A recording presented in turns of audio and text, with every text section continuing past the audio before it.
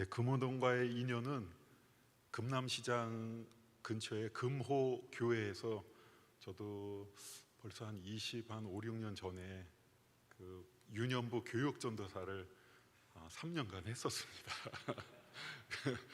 그래서 여기 또 금호중앙교회 또 우리 안광구 목사님 또 초대해 주셔서 여기 오니까는 예전에 금호동에서 사역할 때 또 그 금호교회라는 곳에서 또 지금의 제 아내를 또 만나가지고 결혼도 했던 늘 고향 같은 그러한 마음이 들고 생각할 때마다 감사가 이렇게 넘치는 그러한 곳인데, 또 금호 중앙교회 우리 안 목사님께서 초대해 주셔서 카자흐스탄에 대해서 또 소개도 하고 또 그 땅에서 하나님이 행하신 일들을 또 나눌 수 있게 되어서 너무 감사한 마음으로 이 시간을 또 함께 하나님 말씀과 또 간증으로 나누도록 하겠습니다.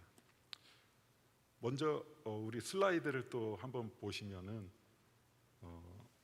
네, 중앙아시아의 카자흐스탄이라는 곳에 제가 사역을 하고 있습니다.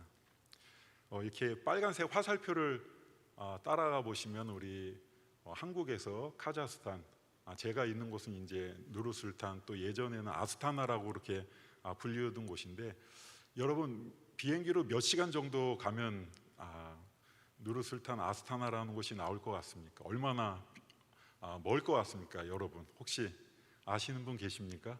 우리 인천공항에서 비행기를 타고 우리 제가 있는 누르술탄이라는 저기 화살표의 끝부분에 있는 곳까지 얼마나 걸릴 것 같습니까? 비행기로 몇 시간이요?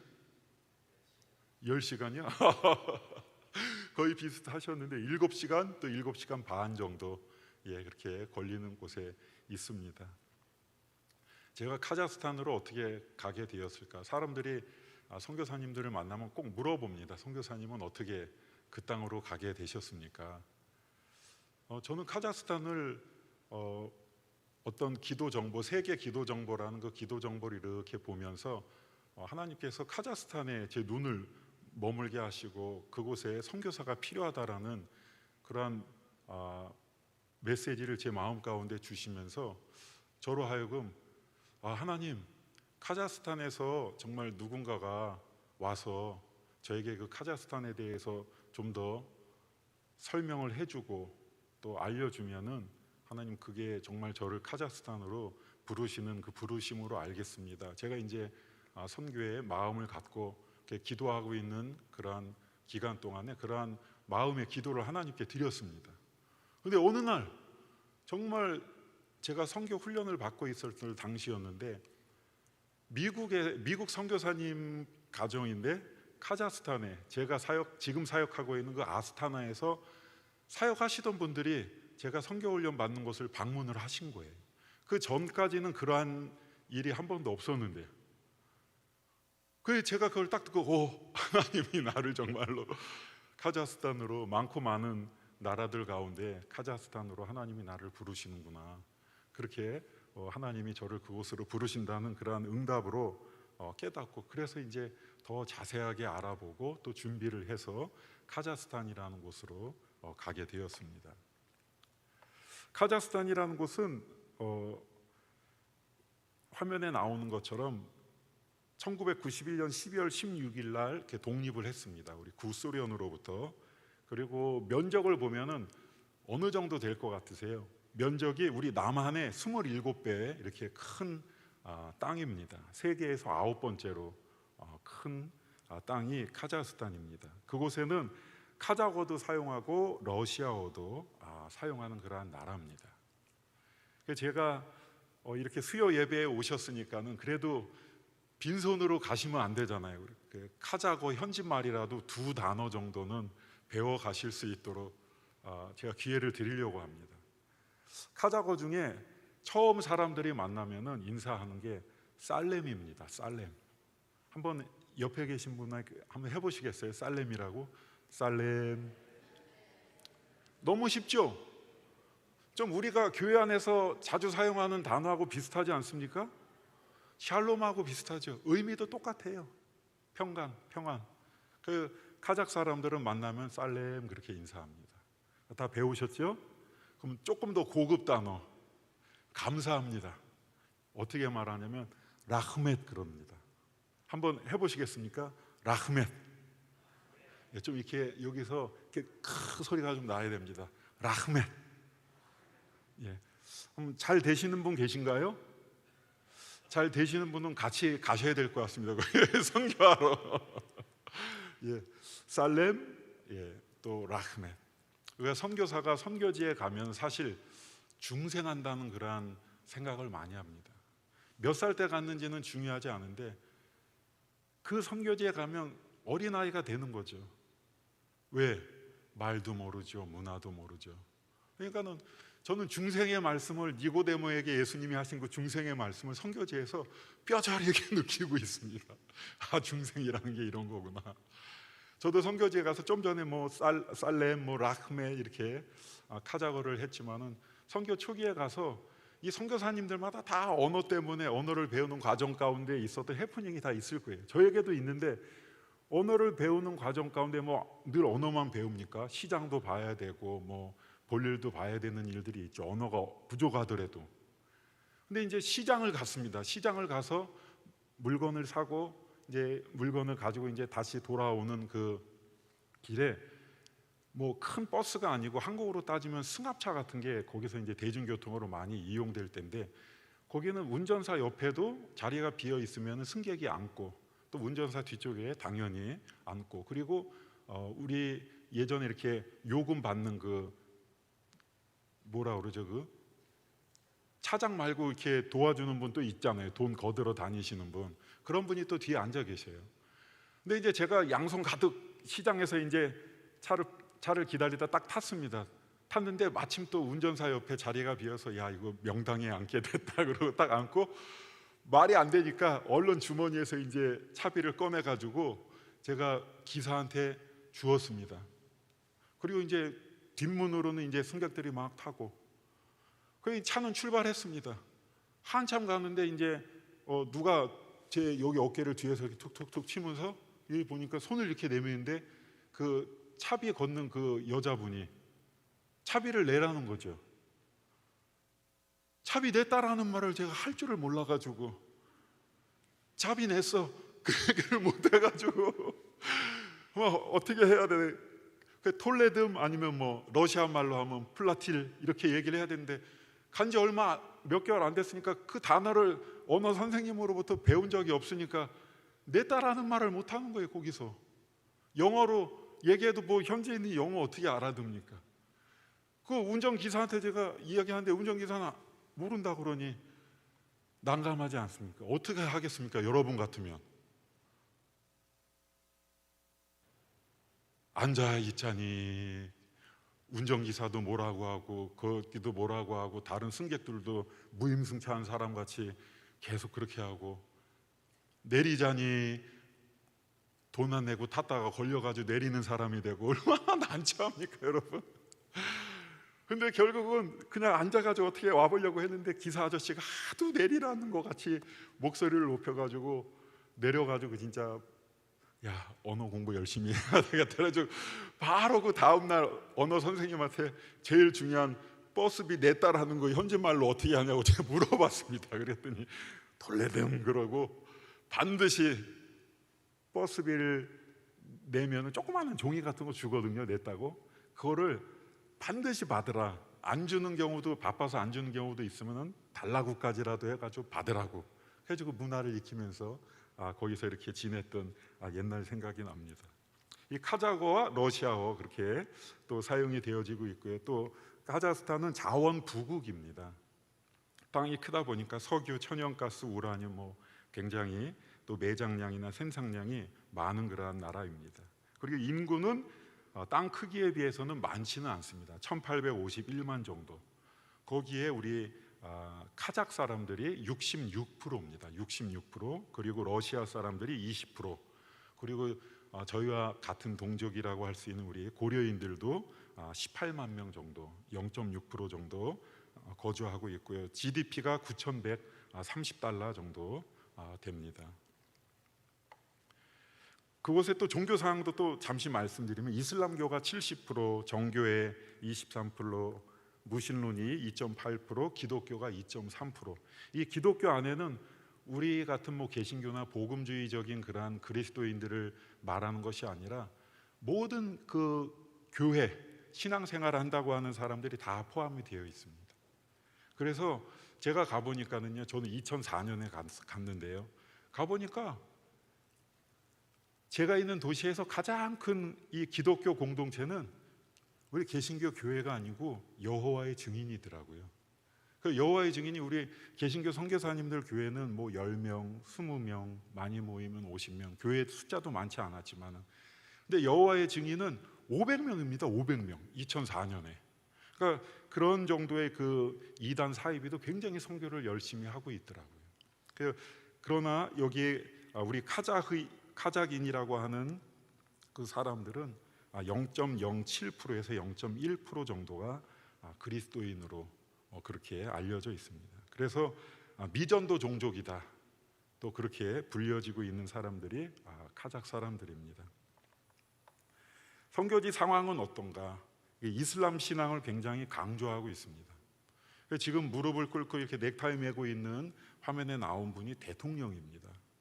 여러분, 우리나라 대통령이 교회에 와서 예배드리고 만약에 그런다고 하면 그 영향력도 작지 않을 겁니다. 이 나라의 대통령이 헌법상으로는 종교의 자유가 다 보장이 되어져 있는데 이렇게 공공연하게 모스크에 가서 무릎을 꿇고 막 종교 지도자들과 하는 그런 걸 언론에서 TV나 인터넷으로 보여주니까는 사람들이 더 이슬람 신앙에 관심을 갖고 더 이슬람 신앙으로 회귀하는 일들이 더 많이 나타나고 있는 상황입니다. 그리고 이슬람이 부흥하고 있습니다. 이 팬데믹 코로나 바이러스 때문에 이슬람에서는 구제를 많이 하거든요.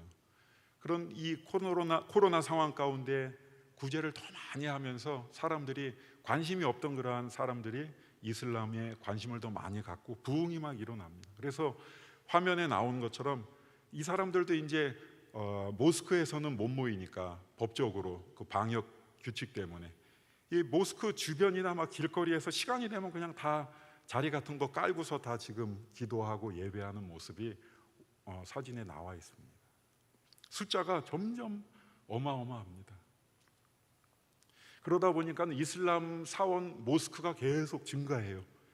제가 2004년에 갔을 때는 모스크에 들어가 보니까는 모스크가 한적하고 사람이 없어요. 그래서 다행이다 그런 생각을 많이 했었습니다. 근데 지금은 그렇지 않아요. 갈 때마다 사람이 많고 모스크가 해마다 하나씩 증가합니다. 그래서 가보면은 막 새로운 모스크가 새로운 구역에 건축이 되어져 있는 것을 보고 있습니다. 그러다 보니까 지금은 어느 정도인가 하면은 3만 명 규모의 모스크를 저희가 사역하고 있는 그 누르술탄 아스타나에 건축하고 있습니다. 여러분, 3만 명 규모입니다. 3만 명.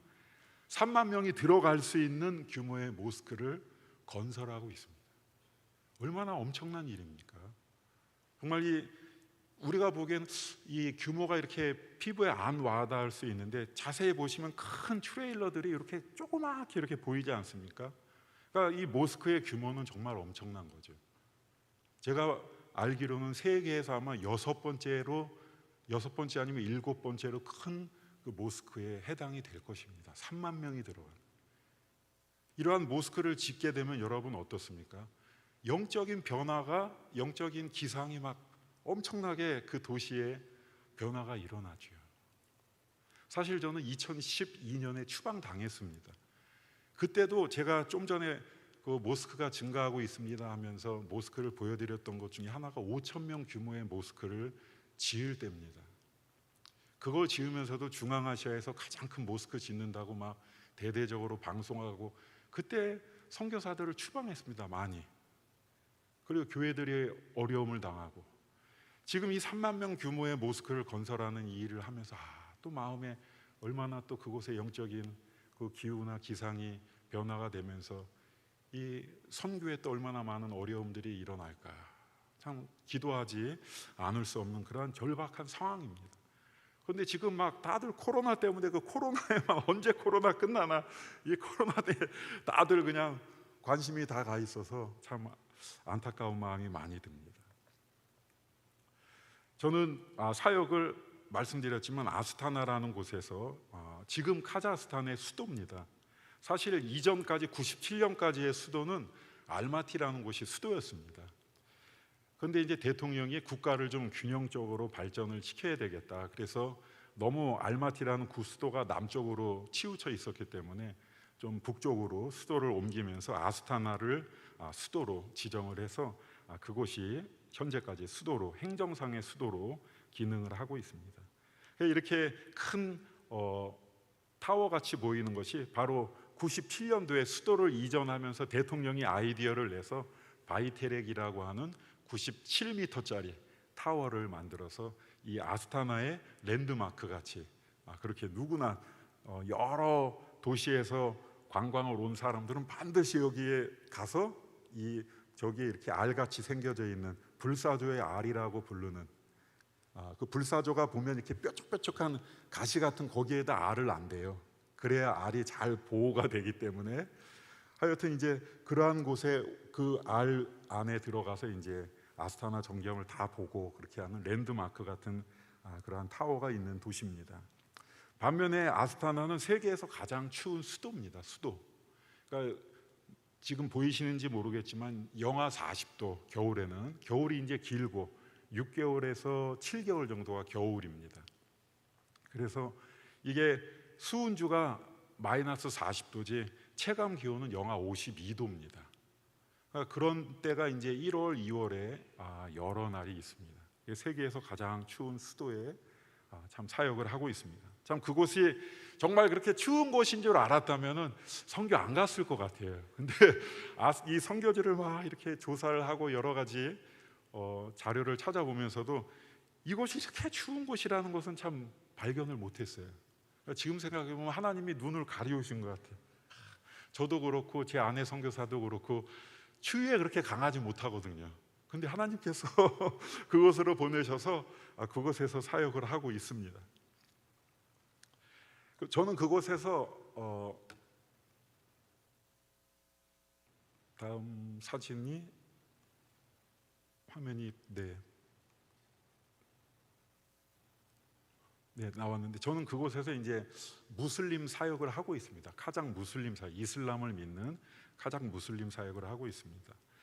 우리가 카자흐스탄이라고 할 때 그 카자흐라고 하죠. 이게 그 카자흐라는 말은 얽매이지 않는 사람이라는 그러한 뜻입니다. 그 뜻 자체가 스탄이라는 말 자체는 땅이라는 뜻이고, 그러니까 얽매이지 않는 사람들의 땅이 카자흐스탄입니다.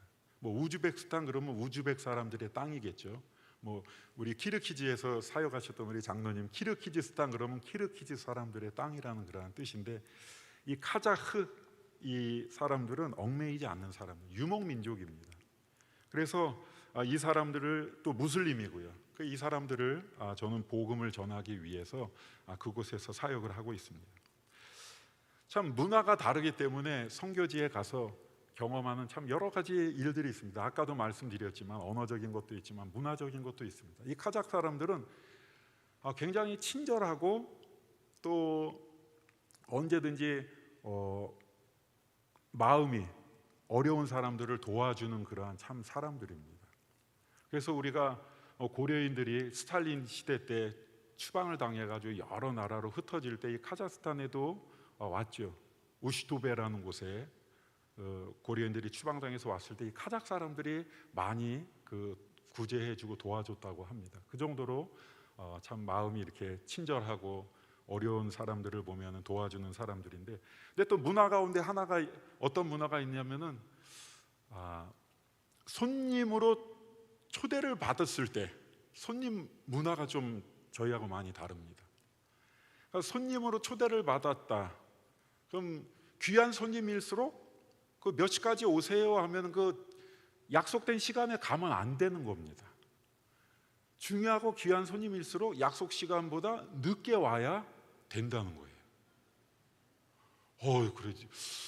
아직까지 그게 왜 어디서 왔는지는 모르겠는데, 그래서 항상 이 외지에서 온 사람은 저녁 식사 같은데 초대를 받으면 우리 한국 사람들은 또 시간 잘 지켜야 되잖아요.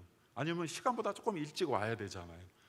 그 일찍 가거나 아니면 시간에 맞춰 가보면 초대한 사람이 놀라는 거예요. 아무것도 준비 안 했는데 벌써 와 있으니까. 그런 문화가 있더라고요. 또 반면에 손님을 초대하면 그것도 또 쉽지 않은 일이에요. 손님이 7시까지 오세요. 우리 한국 사람들은 7시에 맞춰서 음식을 만들고 또 따뜻하게 대접하려고 얼마나 준비를 많이 합니까? 제가 여기 나오기 전에도 저희 교회 청년들을 위로하고 격려하기 위해서 초대했어요. 청년들이 다 직장 다니니까 직장 끝나고 맞춰서 오면 한 7시쯤 오면 좋겠다고 7시에 초대했는데 에이, 조금 늦겠지. 몇 번 경험해 봤으니까 8시 반에 왔습니다. 여러분 어떻겠어요? 속이 막 끓죠. 괜히 초대했네 그런 생각이 들 정도로 그러한 문화가 있더라고요. 뭐 적응을 해야죠. 그래서 손님으로 초대를 받으면은 몇 시까지 오라 그러면 안 갑니다. 그 시간에. 그럼 제 아내 선교사는 막 안달이 나죠. 빨리 가야 되는데 기다려. 일찍 가봐야 놀래고 준비도 안 해서 우리가 더 그 사람들 불편하게 하는 거니까 늦게 가야 돼. 한 1시간 정도 뒤에 가면 맞아. 그러고 이제 그때쯤 맞춰 가면은 제 아내 선교사 제 말 듣기를 잘했다고 그렇게 할 정도로 아직도 그럽니다. 그래 카작 문화는 이제 그러한 문화가 있어서 하나하나 이제 배우면서 그 사람들에게 복음을 전하고 이렇게 얽매이기를 싫어하는 사람들을 그리스도께 매인 사람들이 되게 하는 것이 저의 사역이라고 생각을 하고 있습니다. 얽매이지 않는 사람들. 이 사람들 박물관에 가봤더니요 유물이 별로 없어요. 깜짝 놀랐어요. 왜 유목민족으로 늘 이렇게 이동을 많이 해야 되니까 이사 자주 하는데 뭐 많이 가지고 있겠습니까? 없더라고요. 그러니까 얽매이기를 싫어하는 그런 사람들에게 복음을 전해서 그리스도께 매인 사람들이 되게 하는 것이 카작 무슬림 사역이요 저의 사역이라고 말씀을 드릴 수 있겠습니다.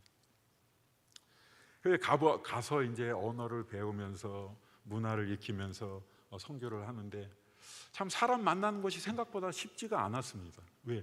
도시에서 사역을 시작하다 보니까 가기 전에는 뭐 카작 사람들 프렌들리하고 또 사람들 늘 환대하고 언제나 이렇게 오고 가는 것이 열려 있다. 그래서 접촉하기가 쉽다고 그랬는데 그거는 제가 보니까 그거를 기록한 분이 아마 시골이나 아니면 어디 그런 데서 기록하셨나 봐요. 도시에 가가지고 제가 도시에서 사역을 시작하려고 언어를 배우면서 시작하는데 13개월 동안 제가 사는 아파트 건너편에 있는 이웃의 얼굴을 본 적이 없어요. 그러니까 도시의 삶이라는 건 다 그렇더라고요. 아침에 일찍 일어나서 나가고 저녁에 늦게 들어오고 그러니까 누군가를 만나고 접촉하는 일이 쉽지가 않았습니다. 그래서 언어를 배우는 과정에도 여러 가지 기회가 있어서 누군가를 만나서 이렇게 안 되는 언어지만은 교제를 시작해서 그 사람을 다시 한번 또 만나가지고 전도해 보려고 막 그 사람이 사는 마을에도 가보고 어떤 학생이 산다고 하는 기숙사에도 가보고 뭐 그래서 기다려보고 또 막 가가호 방문하면서 이 사람 아냐고 물어도 보고 이렇게 여러 가지 이렇게 애쓰는 과정이 있었습니다만 하나님께서 큰 은혜를 주신 것은 저희에게 이 아셈이라고 하는 자매, 저희의 언어 카자거를 가르쳐주는 그러한 언어 헬퍼였습니다. 근데 이 언어 헬퍼였던 이 아셈이라고 하는 그 자매가 저희에게 한 1년 반 정도, 1년 가까이 언어를 가르쳐주는 그 과정 가운데 저희가 성탄절에 저하고 제 아내 선교사가 기도하면서 성탄절에 우리가 언어는 부족하지만은 그래도 하나님께 감사하게 사형리로 카자거로 사형리가 번역된 조그마한 사형리 책자가 있어서 그거를 기초로 해서 복음을 전했습니다. 그리고 사형리를 아시겠지만은 거의 끝날 부분에 뭐가 나옵니까? 초청이 나오죠. 영접을 하겠냐는 초청. 사실 그때 저는 그 부분까지 왔을 때 사실 망설였습니다. 예수님을 영접하겠느냐고 물어봤을 때 이 자매가 안 하겠다고 하면은 서로 무안하지 않을까 그런 생각이 갑자기 들더라고요. 그래서 순간 좀 젠틀하게 한 주 생각해보고 다음 주에 만났을 때 대답해줘도 된다 그렇게 이야기를 해야 되겠다는 생각을 가졌는데 제 아내 선교사가 그냥 어떻게 그냥 바로 예수님을 영접하겠느냐고 아내 선교사가 초청을 했는데 이 아셈이라고 하는 자매가 예수님을 영접하겠다고 그렇게 대답을 했습니다. 그리고 정말 이 자매가 지금은 내 아이의 어머니가 돼가지고 그 뒤로 17년이 흘렀죠. 내 아이의 어머니가 돼서 지금까지 교회에 잘 나오면서 신앙생활을 해오고 있습니다. 그 첫 열매에 너무 그래서 제가 그 다음 이제 매일 부족하지만은 언어 헬퍼로 저한테 언어를 도와주면은 저는 이제 언어가 끝난 다음에는 부족하지만 제가 이렇게 아는 범위 안에서 성경 말씀도 찾고 이렇게 기본적인 신앙과 복음과 관련된 걸 나누면서 그 다음 해 부활절에 세례를 주었습니다. 그 세례를 받아서 또 이렇게 신앙생활을 잘 해오고 있습니다.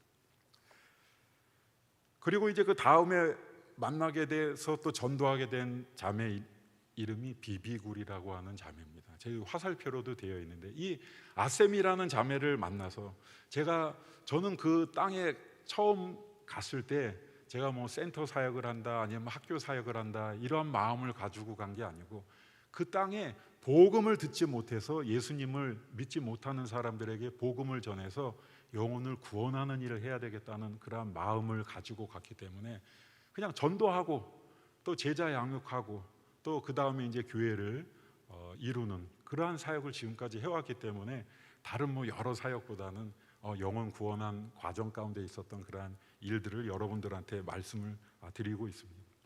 아셈이라는 자매를 만나서 예수님을 영접하고 또 기본적인 그러한 신앙 교육을 하는 가운데 하나님께서 마음 가운데 일주일에 한 번은 이 아셈이라고 아까 선교의 첫 열매라고 하는 그 자매의 집에 가서 거기서 성경 공부를 하면 좋겠다는 마음을 주셨어요.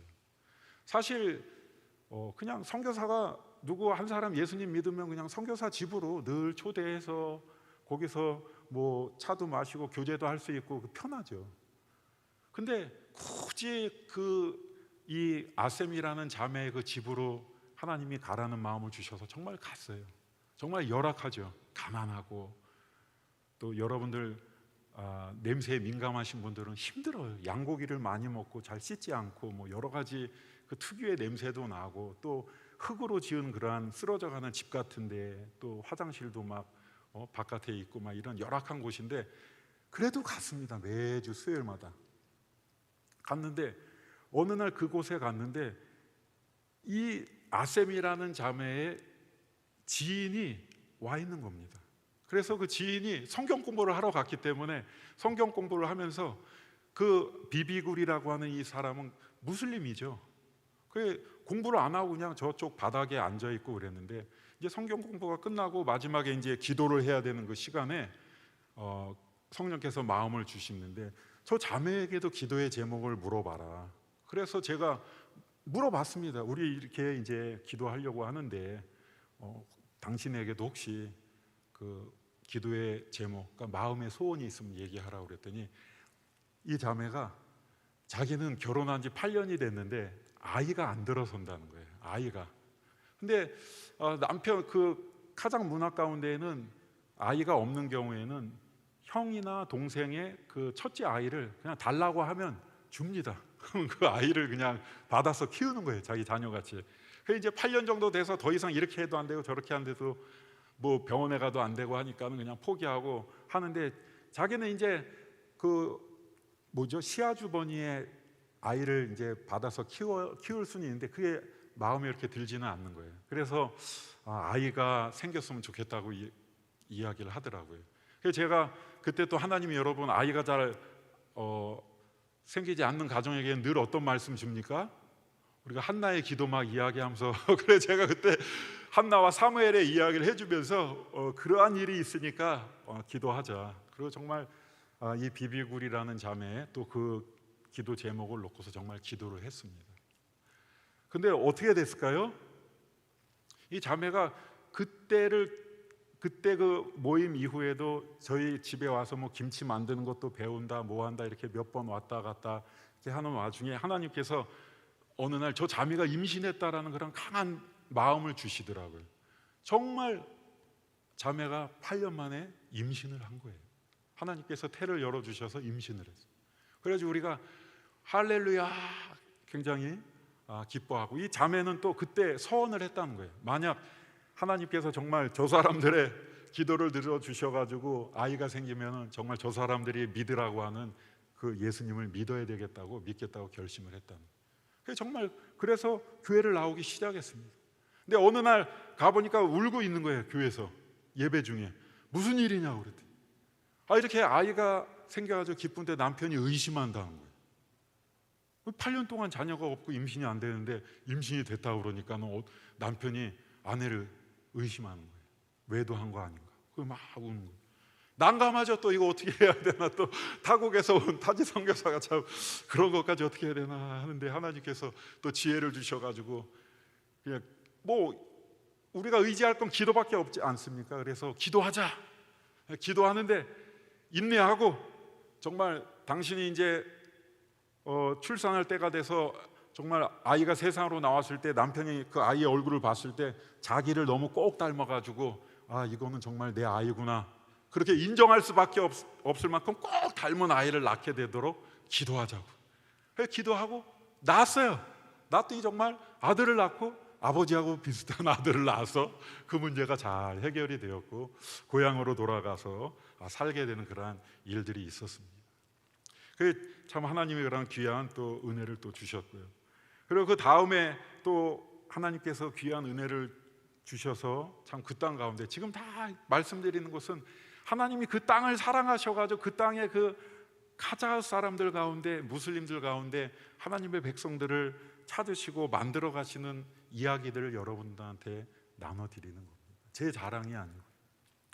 아셈이라고 하는 이 바코자는 여러분 어떤 사람 같습니까? 이렇게 사진을 봤을 때 좀 사역자 같지 않습니까? 사역자, 그냥 일반 사람은 아니고. 바코자는 지금 저희 현지 교회의 전도사님입니다. 지금은. 근데 이분은 어떻게 만나게 됐냐면, 아까 제가 그 전도의 첫 열매, 선교의 첫 열매 아셈이라는 자매의 집에 갔다고 하지 않습니까? 가서 성경 공부를 하러 갔는데 이 바코짠이라는 분이 와 있는 거예요. 누구냐고 물어봤더니 아셈의 제일 큰 언니예요. 그러니까 또 성경 공부하러 갔으니까 자리가 없잖아요. 방은 하나고. 그래가지고 그때 우리 같이 조그마한 테이블에 앉아가지고 그 성경 공부 같이 하자고 그랬더니 또 거기 앉더라고요. 또 거기 앉아가지고 성경 공부를 하고, 그 다음에 저희 집으로 초청을 했더니 또 집에도 오고, 또 주일에 가정에서 예배를 드리는데 또 가정에서도 와서 예배를 드리고, 그리고 어느 날은 가지 않고 예배 후에 저희가 차도 마시고 밥도 먹고 이야기도 나누고 딴 사람들 다 하는데 안 가요, 집에. 그래가지고 왜 안 가는가 했더니 자기가 질문이 많이 있다는 거예요. 무슨 질문이냐니까 다 어떻게 사람이 죄를 용서함 받고 어떻게 구원을 받고 하는 그런 것들 하나하나 자기는 구원에 대해서 생각이 많이 있어가지고 여러 가지 이슬람 그러한 사원에도 가보고 이맘이라고 하는 종교 지도자도 만나보고, 근데 자기 마음에 그 갈증이 해소가 안 됐다는 거예요. 근데 제가 로마서의 말씀을 가지고 또 성경의 복음서의 말씀을 가지고 하나님의 은혜로 우리 사람이 구원을 받고 죄 용서를 받는다는 걸 이야기하니까 정말 눈물을 흘리더라고요. 눈물을 쭉 흘리면서 자기가 그 예수님을 믿겠다는 거예요. 믿겠다.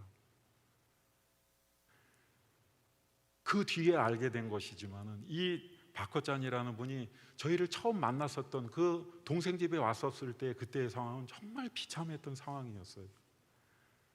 정말 시집 가서 정말 남편과 시어머니 밑에서 또 양을 치고 가축을 돌보고 정말 최선을 다해서 그냥 종의 모습으로 살고 그랬는데, 남편이 이슬람에서는 바람이 많이 나요. 남자들이 부인도 여러 명 없고, 남편이 그렇게 다른 여자 만나가지고 자녀도 낳고 막 그러한 일들이 막 벌어지는데, 시어머니는 며느리 너 때문에 남편이 저렇게 된다고 시어머니도 남편 편을 들어주고, 남편은 남편대로 자기는 잘못이 없다고 하고, 그러니까 너무너무 낙심하고 실망하고 분노하고 화가 치밀어가지고 자녀가 2명 중학생, 초등학생 이렇게 있었는데 다 자녀들도 다 싫다고 그러고, 나 이제 저 북쪽에 동생이 있는 그곳에 가서 나 혼자 새로운 삶을 살겠다고 하고 동생 집에 그때 왔던 거예요. 근데 저희가 그때 거기에 간 거예요. 만난 거예요. 그렇게 시작이 돼서 복음을 듣고 예수님을 믿기로 결심을 했어요. 그리고 그 다음에는 물어보더라고요. 그러면 이제 예수님 믿기로 했는데 그러면 어떻게 믿어야 되는 거냐고. 제가 그래 두 가지 이야기했습니다. 카작 사람들로서 예수님을 믿으려면 반드시 두 가지를 해야 이 카작 교회가 미래에도 굳건하게 세워질 것 같은데, 그 두 가지는, 첫 번째 주일 성수. 주일 성수를 안 해요. 그 아까 있는 그 적은 그리스도인이라고 하더라도 주일 성수해야 된다는 그 개념이 희박해. 그래서 제가 그건 절대 안 된다. 주일 성수하고, 두 번째는 당신이 수입이 얼마가 있든지 간에, 왜? 현지 교회가 자립하기 위해서는 성도들이 헌금하지 않고 어떻게 자립합니까? 선교사님들 현지인들이 무슨 돈이 있어서 헌금해요. 그렇게 해가지고 현지 교회 재정 자립 못합니다. 저는 그래서 이분에게 반드시 두 가지, 주일 성수와 11조. 그랬더니 이분은 정말 예수님을 영접하고 마음으로 결심을 했기 때문에, 정말 당장 내일 먹어야 될 돈이 없기 때문에 나가서 일을 해야 되는데도 그 일이 주일날 자기를 부르는 일, 그래서 교회 올 수 없는 일이면 안 한다고. 안 한다고. 그래가지고 여러 일들 찾고 찾다가 결국 제일 낮고 천한 청소하는 일에 들어갔어요. 청소하는 일. 그래서 청소하는 일을 하는데 예수님 믿고 얼마나 그냥 얼굴에 빛이 나요. 빛이 얼굴에 빛이 나요. 빛이. 일을 하면서도 주인이 6시까지만 일해야 되는데 이 사람은 막 복음을 믿고 구원받은 기쁨이 넘쳐가지고 30분씩 더 해주고 막 그러니까 주인이 이런 사람이 어디 있나 싶어가지고 자꾸 주인이 다른 일을 소개해줘가지고 일도 늘어나고 칭찬도 받고 마음의 기쁨이 충만하고 그러한 삶을 또 살아가게 되었습니다. 사실 하나님께서 이 바코짠이라는 분을 처음 만났을 때, 처음 만났던 그날 성경 공부가 끝나고 그 집 방문을 이제 닫고 집으로 돌아오게 되는 그때, 그 집 방문을 닫고 돌아오는데 하나님께서 제 마음 가운데 저 사람이 전도사다 그렇게 말씀하시는 거예요. 제 마음 가운데. 그래서 제가 황당하죠. 처음 만났는데 하나님께서 전도사다. 그래서 제가 제 아내 선교사한테 전도사감이야 이렇게 이야기를 해버렸어요. 그렇죠. 그런 하나님이 마음을 주셨어요. 정말 방금 전에도 말씀드렸듯이 주일 성수와 11조, 그리고 항상 날씨가 너무 춥기 때문에 제가 성도들이 얼마 안 되니까 자동차 있는 사람은 저밖에 없으니까 제가 집에 가서 태워왔어요. 주일날 11시 예배면은 10시 20분쯤 가서. 그럼 제가 뭐 좀 아침 준비하다 늦어가지고 약속 시간에 못 가면 다른 성도들 같은 경우는 날씨가 추우니까 뭐 영하 3, 40도 되니까는 못 기다리고 얼른 집에 들어가요. 근데 이 바코짠이라는 사람은 제가 늦으면은 제가 오는 방향으로, 교회 방향으로 막 그 추위를 뚫고 막 이렇게 걸어와. 그러면 그 추위에 막 여기 볼이 막 사과같이 막 빨개지죠. 추운데 근데 얼굴은 막 기쁨이 충만해. 그런 귀한 사람을 하나님이 만나게 해주셔서 현지인 사역자로 전도에 열심하고, 그리고 사진에도 나와 있지만 12년 만에 제가 하나님이 주신 마음이 있고 말씀이 있어서 신학을 하라고 그랬어요. 제가 신학을 하라고. 그래서 신학교가 없어요. 또 저희 도시에는. 그래가지고 우여곡절 끝에 이제 뭐 인터넷으로 공부하고 또 어디서 신학교가 열리면 거기 가서 공부하고 이런 식으로 해서 12년 만에 신학교를 졸업을 했어요. 지난 2월에 졸업식을 해가지고, 저렇게 코로나 때문에 이제 졸업식을 못하고 그 학교의 교장 선생님 같은 분이 저렇게 졸업장과 졸업패를 주시는 일이 있었습니다. 지금도 하나님의 나라를 위해서, 카작 사람들을 위해서 귀하게 쓰임 받고 있습니다. 이제부터 이제 조금 빨리 말씀드리면, 그럼 이제 그와 같은 전도를 통해 가지고 한 사람 전도하고 또 전도하고 또 누구를 통해서 또 가고 이렇게 해서 저희 가정에서 예배를 드리기를 시작했습니다. 그래, 하나님의 복음에는 능력이 있잖아요. 저는 그걸 확신하고 믿어요. 정말 사람들에게 복음을 전하면 복음을 받아들이는 그 사람이 지금도 눈에 선해요. 성경책 이렇게 복음을 믿고 예수님 영접하면 이제 제가 얼마 있다 성경책을 드리면 성경책을 꼭 가슴에 안고 이 복음을 내가 더 젊었을 때 들었어야 되는데 왜 지금 와가지고 이렇게 늦게 들었는지 모르겠다고, 그러한 이야기들도 많이 듣습니다. 복음에는 능력이 있어요. 그래, 복음을 듣고 신앙생활을 시작한 사람들을 모아서 이렇게 가정교회를 시작을 했습니다. 가정교회니까 여러 가지 제약이 많죠. 이웃들 눈치도 봐야 되고, 경찰이 언제 오나 또 신경도 써야 되고.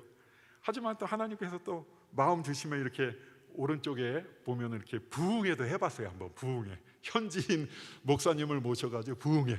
그랬더니 이제 저희 교회 성도들도 오고, 또 부흥회 한다고 하니까는 이제 또 소문 듣고 또 몇 사람 오고, 또 유일하게 한 사람을 누군가가 전도를 했어요. 굴잔이라고 하는 사람을 전도해서 사진 중앙에 이제 앉아 있는데, 굴잔이라고 한 사람이 딱 그때 예수님을 영접했어요. 한 사람, 딱 한 사람 불신자가 왔는데 그 사람이 영접을 한 거예요. 그래서 지금까지 신앙생활을 하고 있어요. 굴잔 주일학교 교사로서 또 이런 가정교회를 하고, 그 다음에 이제는 법적으로 등록을 해서 교회를 해야 되기 때문에 등록한 그러한 교회로, 또 정부에 정식 등록된 카자긴을 위한 교회로 사역을 하고 있습니다.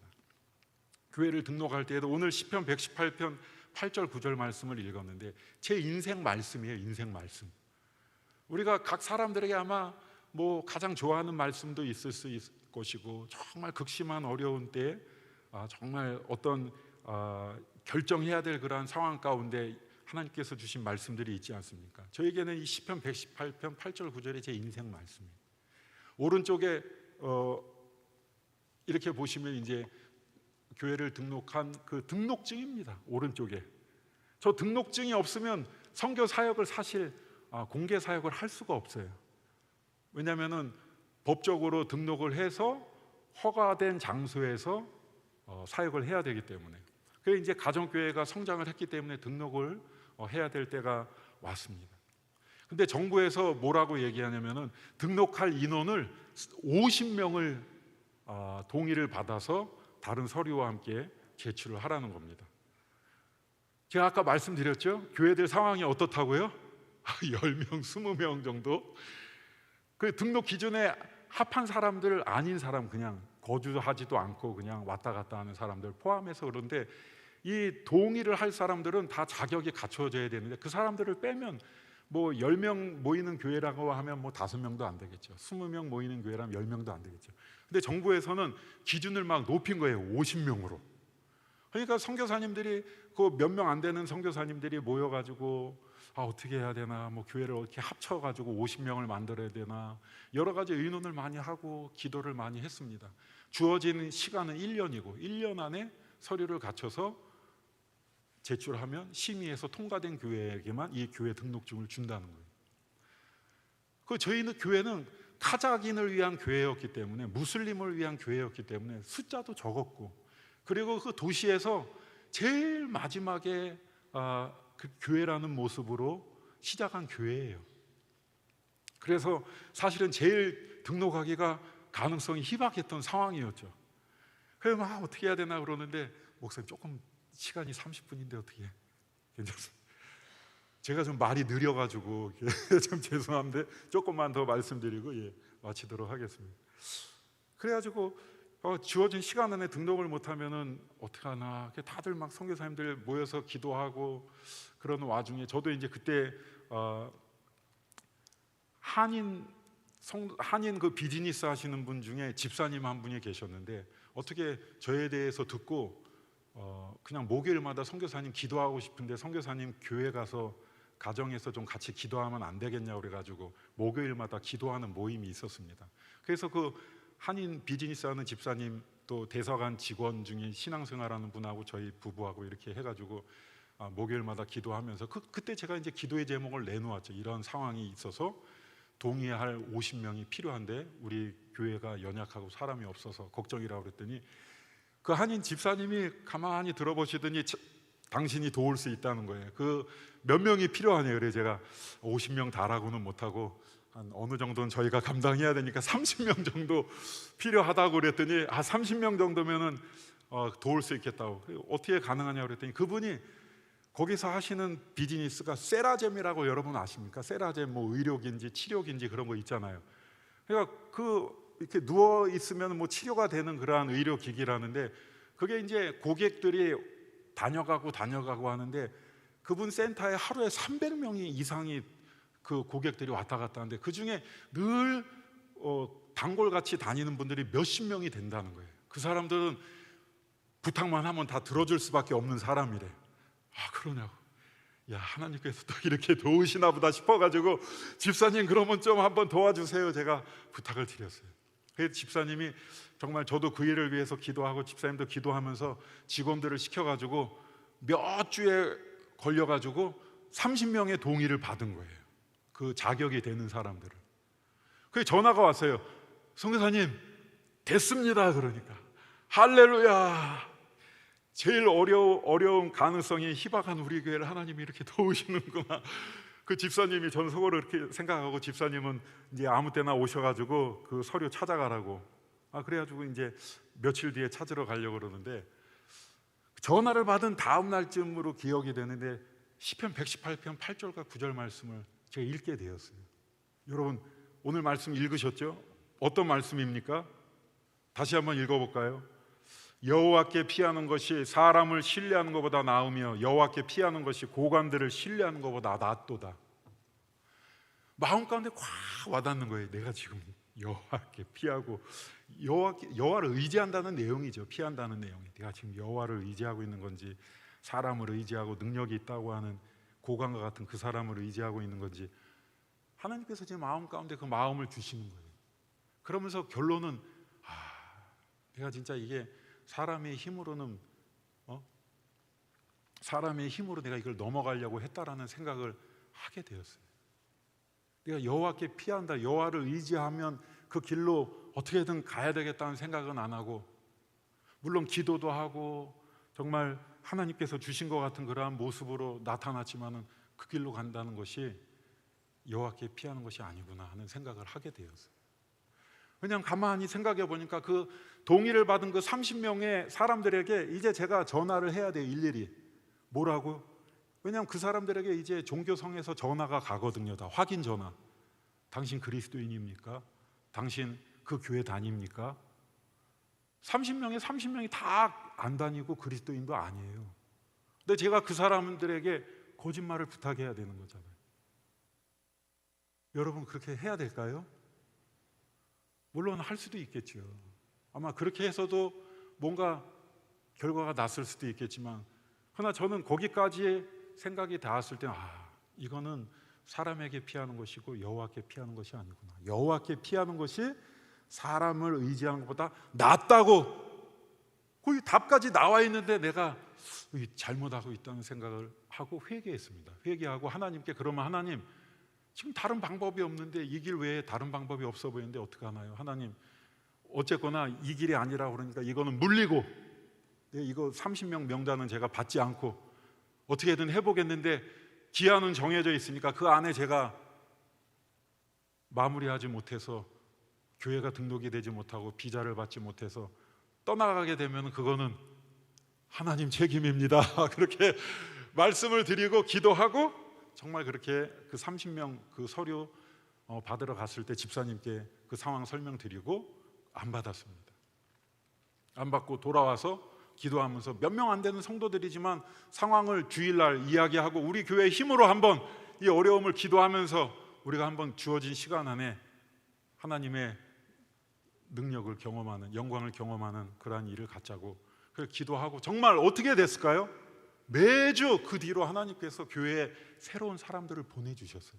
일일이 제가 다 말씀 못 드리지만, 정말 어느 주일날은 오늘은 더 이상 올 사람 없을 것 같다. 아무리 생각해도 누가 초대해서 왔든 아니면은 교회 다른 지역에서 교회를 찾아왔든 더 이상 없을 것 같은데, 그거 가보면 누군가 또 와 있어요. 어떤 이유와 사정을 통해서. 그렇게 해가지고 부족한 그 사람들을 다 1년 가까이 되는 시간 동안에 다 동의를 받아가지고 50명을 채웠습니다. 채웠어요. 아멘, 할렐루야죠. 근데 이제 서류를 제출해야 될 날이 일주일도 안 남았는데 전화가 온 거예요. 뭐라고 하냐면, 그 50명 중에 3사람이 자기 이름을 빼달라는 거예요. 왜? 왜냐하면 그게 계속 추적을 당하고 직장에서 쫓겨나고 공무원으로서 살 수 없고 여러 가지 불이익이 오는데 아무리 생각해도 이제 안 될 것 같다는 거예요. 그래, 미리 이야기했으면 괜찮은데 이제 얼마 남지 않은 상황이라 이거 어떻게 해야 되나 고민하는 동안에 하나님이 또 지혜를 주시고 그냥 서류가 완비가 되지 못했어도 내보라는 거예요. 하나님이. 왜? 기한이 지났는데 안 내면 그건 완전히 불이익을 당하고 뭐 이야기할 수가 없잖아요. 근데 기한 안에 일단 미비하지만 서류를 냈어. 그러면 뭐 검토하다가 이게 미비하니까는 반려가 되면은 어쨌거나 시간을 좀 벌 수 있잖아요. 그러한 지혜를 하나님이 주셔가지고 어차피 한 번에 통과될 리가 없으니까, 왜냐하면 그때 상황이 굉장히 부정적인 상황이었기 때문에 일단 냈어요. 내고서 한 달 정도 되니까는 전화가 왔어요. 아이고, 서류가 미비하잖아. 50명을 내야 되는데 47명밖에 못 냈으니까 아이고 찾으러 가야 되겠다 하고 전화가 왔는데 전화를 받아보니까 전화의 내용이 당신 교회가 등록이 됐는데 왜 서류를 등록증을 찾아가지 않느냐는 거예요. 할렐루야. 여러분, 누가 하신 것 같습니까? 하나님이 하신 거죠. 마치 카자흐스탄 추운 거, 아스타나 추운 거 제 눈을 가리우신 것 같이 저는 그 심사하는 사람의 눈을 하나님이 가리셨다. 정말 그 도시에서 가장 등록하기가 가능성이 정말 적은 교회였지만 가장 먼저 등록된 교회가 되었습니다. 그곳에서. 그래서 저희가 다른 교회를 조언을 주게 되는 그런 위치까지 되었던 일이 있었습니다. 여호와께 피하는 그 일 가운데 하나님이 큰 영광을 저에게 보여주셔서 지금까지 이제 그거 가지고 이렇게 이제 나머지는 말씀만 드리면 수요 기도회, 금요 기도회도 등록된 곳에서 이제 기도합니다. 카자흐 성도들에게 늘 가르치고자 하는 것이, 가르친다기보다는 같이 하고자 하는 것이 기도입니다. 기도가 뭔지 모르거든요. 그리고 또 주일날 모여서만 예배 드리는데 저희는 수요일에도 올 수 있는 사람은 오라고 해서 저렇게 추울 때나 더울 때나 기도회, 수요일에 또 금요일에 기도회를 하고 있습니다. 그리고 또 성경을 같이 또 통독하고 또 성경 공부를 같이 하면서 하나님 말씀, 그 말씀의 신앙에 뿌리를 두어야 되기 때문에 1년에 2차례 정도는, 한 차례나 2차례는 또 성경 통독을 하고 매주 개인 성경 공부나 그룹 성경 공부를 하면서 신앙이 말씀 안에 자리하도록 그렇게 하고 있습니다. 그리고 또 카자흐어로 된 교재가 없어요. 왜냐하면 10명의 사역자가 있으면 9명은 러시아어를 가지고 다민족 사역을 합니다. 10명 중에 9명이나 10명은. 그렇기 때문에 카자흐어로 번역된 뭐 문서나 이러한 사역 교재가 없어요. 그래서 사역할 때마다 뭐 성경 공부 자료도 만들고 찬양할 때마다 찬양 자료도 만들고 해서 이렇게 성경 공부 교재도 만들고 찬양집도 만들고 또 더 나아가서 이제 찬송가도 번역해서 찬송가도 같이 부르고 있습니다. 그리고 더 나아가서 지금은 이제 찬양을 많이 번역하고 교회 안에서 부르던 찬양들을 이제 녹음을 해가지고 그거를 이제 유튜브에다 올려서 저희 교회 성도들만 듣는 게 아니고 많지 않지만 그래도 카자흐 찬양을 듣기를 원하는 그러한 유튜브를 또 찾아다닐 수 있는 그 카자흐 성도들이 있을 것 같아서 저희 아내 선교사하고 우리 목소리가 막 꾀꼬리 같은 우리 아이나즈라고 하는 청년 자매하고 같이 녹음을 해서 그거를 컴퓨터 작업을 해서 유튜브에 업로드를 하면 막 조회수가 막 폭발적으로 막 나오면 좋겠지만 조회수가 한 100회, 200회 이렇게, 그것도 감사해서 이렇게 유튜브에 업로드해서 같이 나누고 또 영어 캠프도 하고 또 한글도 가르치면서 이렇게 교회 안에 성도들뿐만 아니라 교회 밖의 사람들 같이 전도하려고 하고 있고요. 또 영어 동화책 도서관 조그맣게 서가 하나를 만들어 가지고 영어에 관심 있는 젊은 부부들을 좀 만나서 접촉해서 어떻게든 복음을 전해보려고 교회 한쪽에 마련을 해놓고, 성탄절 같은 때는 이제 밖에 나가서 추운데 이제 눈을 치우고 얼음을 깨고 하는 그런 노동자들에게 빵과 차를 나누면서 이렇게 격려하는 일들이 있었습니다. 그래서 지금 이제 상황은 어떻게 된가 하면 이제 무슬림에서 우리 그리스도인으로 그렇게 그리스도께 매인 사람들, 그 사람들이 함께 예배할 그러한 카자흐인을 위한 성전을 건축하려고 그렇게 기도를 하고 있습니다. 우리 통합교단에서 카자흐 교회가 없어요. 성전이 없어요. 예배당이 없어요. 지금 이렇게 무슨 건물같이 보이는 게 저희 교회가 저기에 어딘가에 한두 군데 이렇게 빌려가지고 예배를 하고 있습니다. 거기에 4층에. 근데 보면 아래쪽에 보면 뭐 카페도 있고 또 호스텔이라고 그래가지고 뭐 여관 같은 데도 있고 또 사우나 또 성매매가 이루어지고 막 여러 가지로 어려운 일들이 막 있는 곳에 교회가 자리를 하고 있습니다. 하나님께서 정말 불가능하다는 생각이 많이 들어요.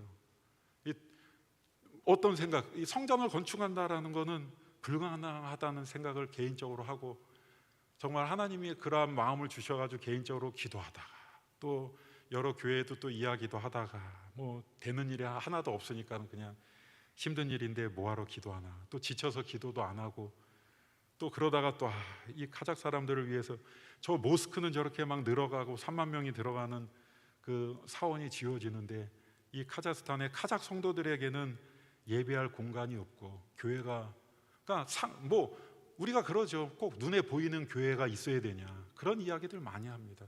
맞죠. 그러나 카자흐스탄의 여러분 카자흐 성도들에게 예배당이 생기게 되면 얼마나 그 사람들이 기뻐하고 또 자부심을 갖겠습니까? 늘 정말 이렇게 모여가지고 숨어가지고 어디에 교회가 있는지도 모르는 그러한 곳에서 위축된 상태에서 있는 사람들에게 정말 카자흐 그 교회를 성전을 예배당을 지어서 하나님께 영광 돌리는 일을 해야 되겠다. 말씀드렸지만 저는 2012년도에 추방을 당했습니다. 추방을 당했어요. 그래서 하루아침에 추방을 당한 거예요. 그냥 교회 종교 경찰들이 들이닥쳐가지고 뭐 조사하고 뭐하고 하더니 검찰에 고발을 하고 검찰에서 재판에 넘기고 한 달 만에 그냥 일사천리로 검사가 랜드크루저를 가지고 와가지고 집에서 저를 그냥 태우고 다녔다니까요. 빨리빨리 해가지고 내보내려고. 한 달 만에 그냥 추방을 당한 거예요. 불법 선교를 했다고 하면서 선교사들을 추방하려고 하는 그 목적을 세우고서 추방당했어요. 한 달 만에. 하나님께 기도하고 하나님 저 땅에 복음을 전하는 일을 이어갈 수 있게 해달라고 기도하고 또 거기에 적은 성도들이지만 카자흐 성도들이 제가 돌아오기를 늘 기도를 하고 그런 상황 가운데서 정말 추방을 당하는데 정말 한국에 나와가지고 부교육자 생활하고 거길로 안 돌아갈 수도 있고 여기서 목회할 수도 있지만은 제 마음은 계속 거길로 가 있는 거예요. 그 땅에 그 정말 추운 날씨에 참 신앙생활하고 또 예수의 이름을 부르는 그 사람들을 생각하면은 거기에 안 갈 수가 없는 거예요. 한국 교회는 제가 없어도 되잖아요. 우리 안강국 목사님 같이 훌륭한 목사님들이 많으니까 없어도 돼요. 저는 한국에. 가자. 다시 비슈케크에 키르기즈스탄의 비슈케크에 가서 추방 당했으니까 한 번에 가지 못하고 거기서 기도하면서 또 준비하면서 비자가 나올까 기도하고 하면서 시도를 해가지고 비자가 나왔어요. 다시 카자흐스탄으로 들어갈 수 있는. 그래서 다시 카자흐스탄으로 들어가서 사역을 지금까지 또 5년째 하고 있습니다. 또 왜 하나님이 거기를 가게 하셨을까? 저는 이 일을 위해서 하나님이 나를 그곳에서 또 뭔가 할 일이 있기 때문에 하나님이 부르시고 또 사용코자 하시는 것이 아닌가 하는 생각을 가지고 기도를 하고 있습니다. 여러분들도 생각나실 때 우리 카자흐 성도들을 위해서 기도를 해주시고 또 그 땅에 또 카자흐 예배당을 또 지을 수 있는 일을 위해서도 기도해 주시면 감사하겠습니다. 요한복음 10장 10절에 보면 내가 온 것은 양으로 생명을 얻게 하고 더 풍성히 얻게 하려 함이라는 제가 가장 좋아하는 말씀이 기록이 되어 있습니다. 생명을 얻게 하고만으로 그치지 않고 더 풍성히 얻게 하려 함이라. 얼마나 놀랍습니까? 우리가 누려야 할 것들이 그리스도를 믿고 나서 누려야 할 것들이 풍성하게 있다는 것이죠. 아마 맛보지 못한 것들이 어마어마하게 아직도 기다리고 있다는 말씀이죠. 저는 그리스도 안에서 우리 금호중앙교회 성도님들도 그러한 더 풍성히 얻게 하시는 하나님의 은혜를 경험하시게 되기를 바랍니다. 또 그런 삶을 누려야 할 우리 카자흐스탄의 또 무슬림들 또 카자흐스탄의 우리 카자흐 성도들 여러분 생각하시면서 기도해 주시기를 부탁을 드립니다. 감사합니다. 기도하겠습니다. 하나님 오늘도